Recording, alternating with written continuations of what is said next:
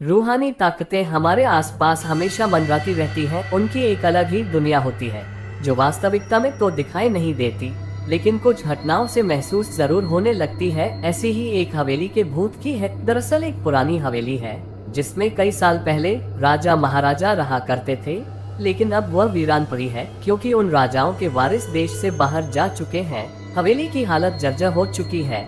अब उसे मरम्मत की जरूरत है। इसके लिए शासन के नोटिस के अनुसार संपत्ति के मालिक को सूचित किया जाता है। कुछ दिनों में पूर्व राजाओं के वारिस में से एक लड़की हवेली में अपने बच्चे के साथ दाखिल होती है, जो कि उस जमाने के राजा के नाती की लड़की थी। उसका नाम उर्मिला था। उसके पति की कार एक्सीडेंट में मौत हो चुकी थी। अब वह विधवा हो चुकी है, लेकिन उसके पास उसका एक बेटा है जो 8 वर्ष का है और वह भी अपनी मां के साथ हवेली आया है। हवेली बहुत विशाल थी, इसलिए उसकी साफ सफाई के लिए कई मजदूर बुलाए गए, जिन्हें चप्पे चप्पे की सफाई करने का ठेका दिया गया। किसी को नहीं पता कि हवेली के कोने कोने में कितने खूनी रहस्य छुपे हुए हैं। उर्मिला के आने के बाद हवेली की हवा रूहानी होने लगती है। ऐसा लग रहा था मानो कोई वर्षों से इंतजार कर रहा था इस हवेली के वारिस का।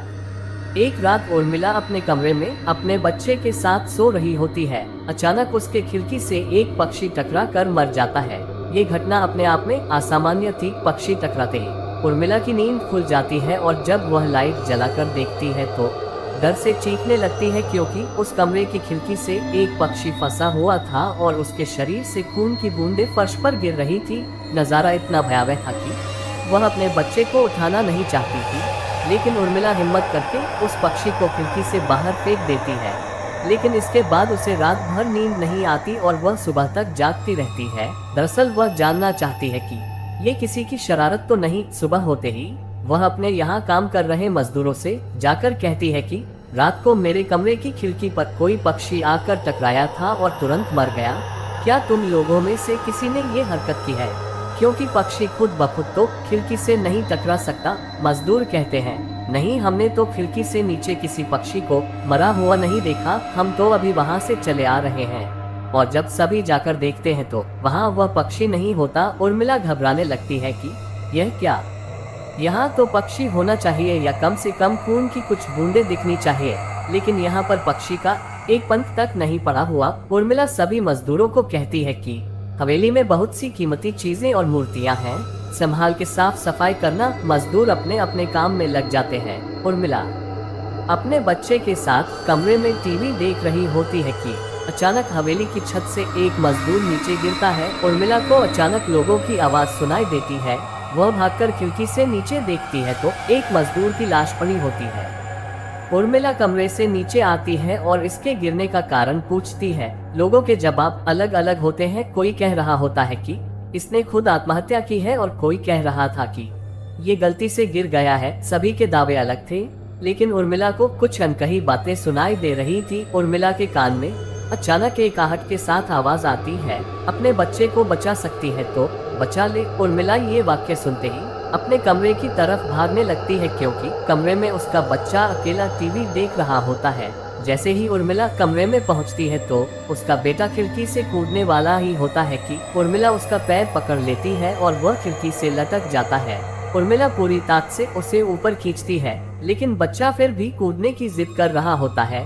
उर्मिला किसी कदर अपने बच्चे को काबू में करती है और कमरे के बाहर आ जाती है और वह मजदूरों से पूछती है, बताओ क्या है इस हवेली में, क्योंकि ये बच्चा तो ऐसा नहीं कर सकता और अभी यह सब जो हो रहा है कुछ अलग ही चल रहा है। तभी एक बूढ़ा मजदूर उर्मिला से कहता है, बेटी, ज्यादा जानना हो तो अपने पूर्वजों की कहानी पढ़ो, तभी तुम्हें इस हवेली का इतिहास पता चलेगा। इस हवेली की कहानी की किताब इसी गांव के सरपंच के घर में रखी होती है, जो कि बहुत साल पहले मर चुके थे, लेकिन अब भी उनके बेटों के पास वह किताब मौजूद थी। उर्मिला सरपंच के घर पहुंचती है और किताब ले लेती है। किताब पढ़ते ही उसे पता चलता है कि इस हवेली में एक नौकर नौकरानी भी थे, जिनके बीच में बहुत प्यार था और वह कई सालों से हवेली की सेवा कर रहे थे। लेकिन एक बार रानी के शाही गहने चोरी हो गए और उसके शंका में राजा ने नौकरानी को चोरी की सजा दी और उसे जिंदा दफना दिया गया। उसके गम में उसके पति ने भी अपनी जान दे दी और उसके 1 महीने बाद ही उस राजा ने अपनी ही तलवार अपने गले में घुसेड़कर आत्महत्या कर ली। उसके बाद छोटे मोटे हादसे हवेली में होने लगे, जिस वजह से ये हवेली हमेशा के लिए बंद कर दी गई। कई सालों के बाद वहाँ कोई आया है, जिससे वहाँ रहने वाली आत्माओं को मौका मिल गया फिर से बदला लेने का। उर्मिला हवेली का रहस्य जानकर यहाँ से जाना चाहती है, क्योंकि उसे अपने बच्चे की चिंता है। इसलिए वह रात में ही कार लेकर एयरपोर्ट के लिए निकल जाती है। अचानक रास्ते में उसकी कार का एक्सीडेंट हो जाता है और कार पलटकर उल्टा हो जाती है, लेकिन दोनों को कोई नुकसान नहीं होता। उर्मिला अपने बच्चे को बाहर निकाल लेती है और सुनसान सड़क पर भागने लगती है। रास्ते में उसे एक कार आते दिखाई देती है और कार रोकने के लिए उर्मिला सड़क के बीच में खड़ी हो जाती है और अपनी मदद के लिए चिल्लाने लगती है। तभी अचानक कार वाला आकर कार का ब्रेक लगा देता है। उर्मिला पास जाकर देखती है तो उसकी हिम्मत बढ़ जाती है, क्योंकि यह एक पुलिस ऑफिसर होता है। उर्मिला हड़बड़ाहट में उसे अपनी बात कहती है और रोने लगती है। पुलिस ऑफिसर उन्हें अपनी गाड़ी में बैठने को कहते हैं और रोड में जाने लगते हैं। रास्ते में एक बूढ़ा सड़क पर जा रहा होता है और इनकी कार के सामने आते ही रोड पर गिर जाता है। पुलिस ऑफिसर गाड़ी से उतरकर उस व्यक्ति को देखते हैं। बूढ़ा व्यक्ति बेहोश हो चुका था। पुलिस ऑफिसर उसे गोद में उठाकर अपनी गाड़ी में पीछे बैठा देता है और अस्पताल के लिए चलने लगते हैं। अचानक उस बूढ़े व्यक्ति का हाथ पीछे से पुलिस ऑफिसर की गर्दन तक पहुंच जाता है। पुलिस ऑफिसर छटपटाने लगते हैं और अचानक गाड़ी का ब्रेक लगा देते हैं। गाड़ी की स्पीड कम होने की वजह से कार वहीं खड़ी हो जाती है और ऑफिसर अपनी गन निकालकर बूढ़े की तरफ निशाना लगाकर गोली चला देता है।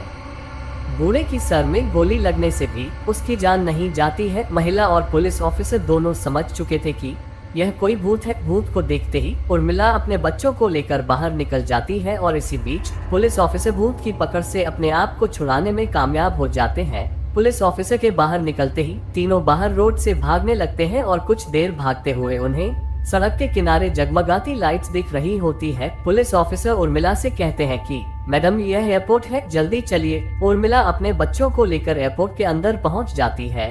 एयरपोर्ट पहुंचते ही उर्मिला की जान में जान आ जाती है, क्योंकि पुलिस ऑफिसर की बहादुरी की वजह से उसके बच्चे की जान बच गई थी। लेकिन हवेली में भूतिया ताकतों का आधिपत्य अभी तक बना है और इसी के साथ खूंखार भूतिया कहानी खत्म हो जाती है। दोस्तों, कहानी अच्छी लगी हो तो प्लीज चैनल को सब्सक्राइब कर दो। Thanks for watching.